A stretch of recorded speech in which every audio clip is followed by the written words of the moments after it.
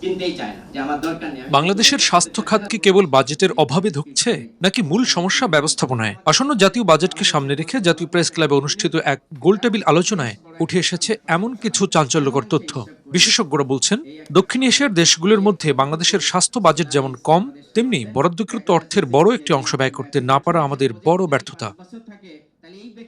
মঙ্গলবার সকালে রাজধানীর জাতীয় প্রেস ক্লাবের তফাজ্জল হোসেন মানিক মিয়া হলে আয়োজিত এই সেমিনারে আলোচনার মূল বিষয় ছিল স্বাস্থ্য বাজেট, অধিক বরাদ্দ ও সঠিক বাস্তবায়নের প্রত্যাশা। রাউন্ড টেবিল এই আলোচনায় যোগ দেন দেশের শীর্ষস্থানীয় স্বাস্থ্য অর্থনীতিবিদ, জনস্বাস্থ্য বিশেষজ্ঞ এবং নীতি নির্ধারকরা। মূল প্রবন্ধে ঢাকা বিশ্ববিদ্যালয়ের স্বাস্থ্য অর্থনীতি ইনস্টিটিউটের অধ্যাপক ডক্টর সৈয়দ আব্দুল হামিদ তুলে ধরেন এক নির্মম বাস্তবতা। তিনি জানান, জিডিপির তুলনায় বাংলাদেশের স্বাস্থ্য বাজেট যেমন নগণ্য, তেমনি যেটুকু বরাদ্দ পাওয়া যায় তারও সঠিক ব্যবহার হচ্ছে না। এই একটা পাই, এই পাইয়ের কতটুকু স্লাইস আমাদের স্বাস্থ্য খাত পেল, সেটা হচ্ছে 5.3%। এটা বেশি ছিল, আগের বছরের তুলনায় একটু বেশি ছিল। আমরা একটু হ্যাপি হয়েছিলাম যে বাজেট কমে নাই, বরং একটু বেড়েছে। তো এটা ছিল আমাদের পিকচারটা। এর আগের বছরগুলোতে এর থেকে আরো শতাংশের হিসেবে কম ছিল। আমরা যদি এটা আমাদের বাজেটটাকে কম্পেয়ার করি, যে জিডিপির অংশে আমাদের যে রিজনাল যে কান্ট্রিগুলো আছে, ভুটান, চায়না, ইন্ডিয়া, শ্রীলঙ্কা, তাহলে দেখেন যে আমাদের যে অবস্থানটা, এই যে লালটা হচ্ছে আমাদের অবস্থান, জিডিপির অনুপাতে আমরা কতটুকু খরচ করতেছি, আমরা লেস দ্যান 1%।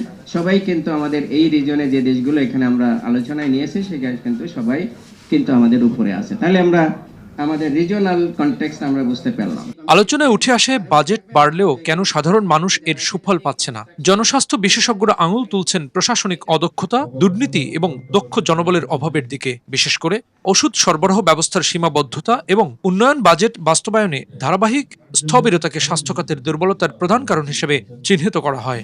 বাংলাদেশের অব্যবস্থাপনা এবং বাজেট ব্যয় না হওয়ার সবচেয়ে বড় যেটা আমলাতান্ত্রিক।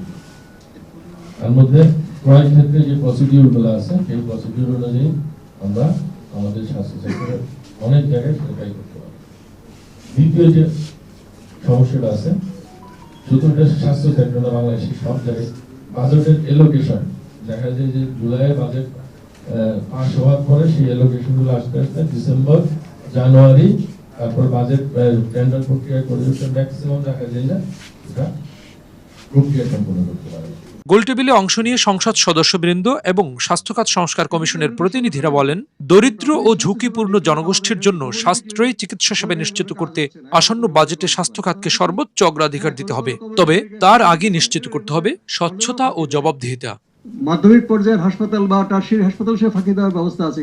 আপনার চোখ পড়লো গিয়ে কমিউনিটি ক্লিনিকে, যেখানে স্বাস্থ্যকর্মীরা বসে 3 দিন, আর 3 দিন তাদের বাড়ি বাড়ি যাওয়ার কথা। এইটাকে আপনার কমিউনিটি ক্লিনিকটাকে আরো আধুনিক করতে হবে। ঢাকা শহরে সরকার সিদ্ধান্ত নিয়েছে, খুবই ভালো সিদ্ধান্ত, যে সিটি কর্পোরেশনের যেগুলো প্রাথমিক স্বাস্থ্য কেন্দ্রগুলো আছে, সেগুলো স্বাস্থ্য মন্ত্রণালয় গ্রহণ করবে। তো স্বাস্থ্য মন্ত্রণালয় কিন্তু আছে ডিসপেন্সারি, এখানে ঔষধ বিতরণ করা হয়, এমবিবিএস ডাক্তারও পোস্টের আছে। এটা তো এইরকম একটা ছোট জগন্নাথ ঔষধ বিতরণ কেন্দ্র গিয়ে প্রাথমিক স্বাস্থ্যসেবা হবে না। প্রাথমিক স্বাস্থ্যসেবা এমন হতে হবে, আমাদের শতকরা 90% স্বাস্থ্য সমস্যা এখানে সমাধান হয়ে যাবে, মানুষ সেখানে যেতে উদ্বুদ্ধ হবে। ইউনিট এর কোঅর্ডিনেটর নাজমুল হাসানের সঞ্চালনায় এই গোলটেবিলে বক্তারা একমত হন যে স্বাস্থ্য খাতকে কেবল অবকাঠামো নির্ভর না করে ফলাফলমুখী করতে হবে। একই সাথে বিদ্যমান সম্পদের সর্বোত্তম ব্যবহার নিশ্চিত করে সাধারণ মানুষের পকেটের খরচ বা আউট অফ পকেট এক্সপেন্ডিচার কমিয়ে আনার তাগিদ দেওয়া হয়। এবং কিছু সমস্যার সমাধানে হেমায়েতুল্লাহ নূর, মেডিকেল পোস্ট।